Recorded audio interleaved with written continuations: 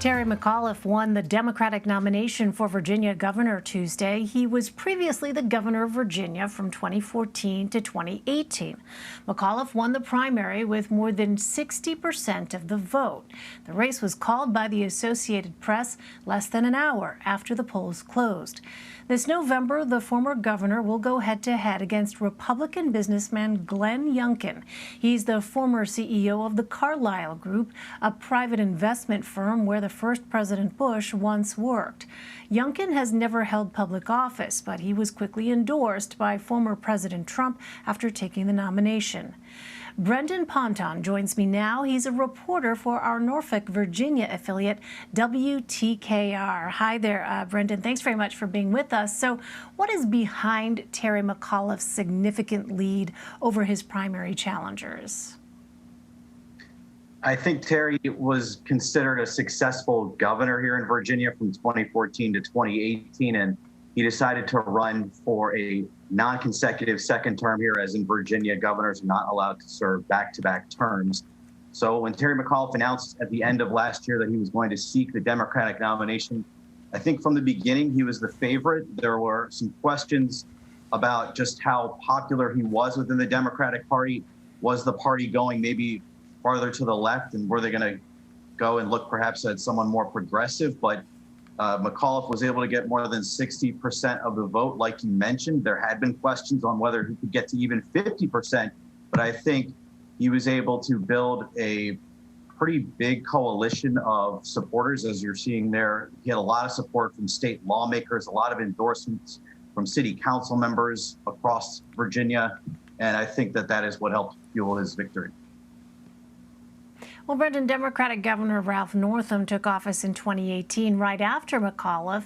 How does McAuliffe plan to modify his campaign from the last time he was on the trail? Well, I think this time the big question is about COVID and coming back from that. There are a lot of questions, too, like I was mentioning, about just the progressive lane that Democrats are now trying to go down. Issues like criminal justice reform, qualified immunity for police officers is something that is going to be a topic that comes up during this race. And Terry McAuliffe has signaled support for ending that policy in Virginia, which would make it easier for people to sue police officers. So he's trying to, get the progressives on his side with issues like criminal justice reform. So I think that is going to be something that is key during his campaign here this fall. Well, let's talk about Glenn Youngkin. He is the Republican candidate for governor. What is he best known for, and how close is this race shaping up to be? Well, Glenn Youngkin is best known for winning the convention to become the GOP gubernatorial nominee in Virginia. He has had no political background before this. Republicans in Virginia decided to hold a nominating convention instead of a primary, which featured people who had to apply to be delegates within the party, and they selected Youngkin to be the nominee. He lives in Northern Virginia now. He's a pretty wealthy guy. He donated his campaign money during the convention run-up, and it looks like that is something that could still be in play during the general election.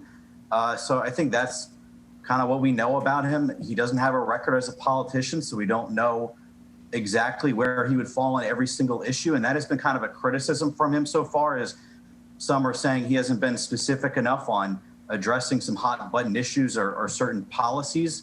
But we talked with him earlier today. He has been outlining his vision through speeches more so than we've seen from other candidates, maybe addressing things on campaign websites, putting out plans, things like that.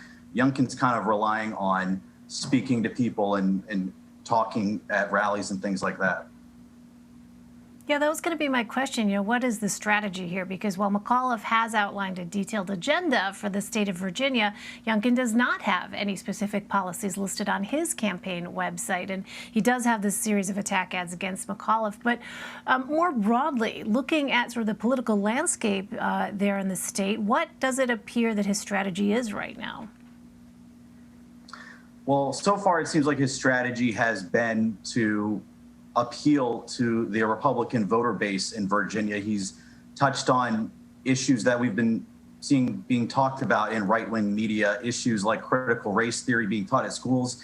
That's something that Youngkin's been bringing up when he does interviews, when he gives speeches. It seems like he's so far trying to excite the Republican base by bringing up kind of the culture issues that have come up as of late. Really going to be a tough task. Republicans haven't won in Virginia since 2009 in a statewide race.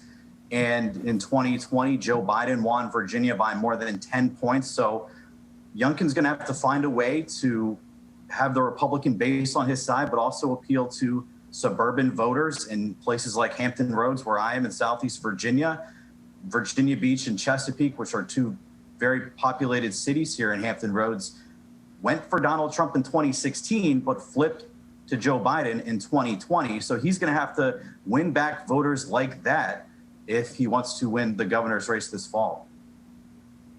Yeah, so Virginia's off-year elections are often seen as an indicator of the current political climate in the United States. If that's the case, what does this race tell us so far?